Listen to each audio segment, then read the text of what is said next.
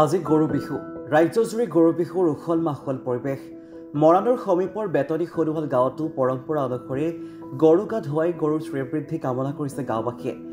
আৰু গৰু গা ধুৱাই গাঁওবাসীয়ে উচ্চাৰণ কৰিছে যে লাও খা বেঙেনা খা বছৰে বছৰে বাঢ়ি যা মাৰ সৰু বাপেৰ সৰু তই হবি বৰ গৰু এই আচলতে এই এইদৰে উচ্চাৰণ কৰি নিজৰ গাইজনী বা বছৰটো যাতে কুশলে পাৰ হয় তাৰে বা গৰু নিজৰ যি গোধন আছে সেই গোধনৰ শ্ৰীবৃদ্ধি কামনা কৰিছে গাঁওবাসীয়ে আমাৰ গাঁৱত প্ৰায় সৰু তথাপিও আমি প্ৰায় 100মান মানুহৰ লগ হৈ আমি গৰু বিহু উদযাপন কৰা হয় পূৰ্বপুৰুষৰ নীতি নিয়মৰ মতে আমাৰ যি পৰম্পৰা আছে এই পৰম্পৰা মতে আমি গৰু বিহু উদযাপন কৰোঁ ৰাজ্যৰ বিভিন্ন প্ৰান্তত আচলতে গৰু বিহুৰ উৎসাহ দেখিবলৈ পোৱা গৈছে কিন্তু মৰাণতো ব্যতিক্ৰম নহয় মৰাণতো অনুৰূপ পৰিৱেশ মৰাণৰ সমীপৰ বেতনী গাঁও সোণোৱাল গাঁৱত গৰু বিহুৰ পৰম্পৰা আজি যিহেতু গৰু বিহু গতিকে ৰাজ্যজুৰি গৰু বিহুৰ উখল মাখল পৰিৱেশ আৰু মৰাণৰ সমীপৰ এই বেতনী সোণোৱাল গাঁৱতো পৰম্পৰা অনুসৰি গৰু গা ধুৱাই গৰু শ্ৰীবৃদ্ধি কামনা কৰিছে গাঁওবাসীয়ে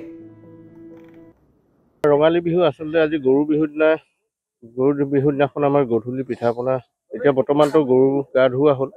ইয়াৰ পিছত আমাৰ চাহ জলপান আদি খোৱা হ'ব আৰু পনীৰ যুঁজ কৰা হ'ব ইয়াৰ লগতে আমাৰ পৰম্পৰাৰ যিটো আগৰ পৰম্পৰা মতে আমাৰ নামঘৰটো এতিয়া আমাৰ চাফা তাফা কৰাগৈ হ'ব হৰি মন্দিৰত বেতনী সোণোৱাল গাঁও আৰু তাৰপিছত আমাৰ এনেকৈ দিনটো কিছু শাক পাচলি বিচাৰি হেৰি কৰিব আৰু গধূলি সময়ত মানুহৰ আমাৰ আজি আগৰ দৰে পূৰ্বপুৰুষত যেনেকৈ কৰি আছে তেনেকৈ আজি আমাৰ প্ৰায়বোৰ মানুহে ঘৰে ঘৰে আমাৰ ৰঙা কুকুৰা দি মৃতুক দিব আৰু সেই মৃতুকৰ লগতে 100 এবিধ শাকেৰে আমাৰ চব্জি বনাব আৰু তাৰপিছত আৰু আমাৰতো আমাৰ কছাৰী মানুহৰ যিবিলাক আমাৰ মদ বুলি কয় সেইটো ব্যৱহাৰ কৰা হ'ব মৰাণৰ পৰা ৰাজু মিশ্ৰৰ ৰিপৰ্ট এনি ভাৰত 24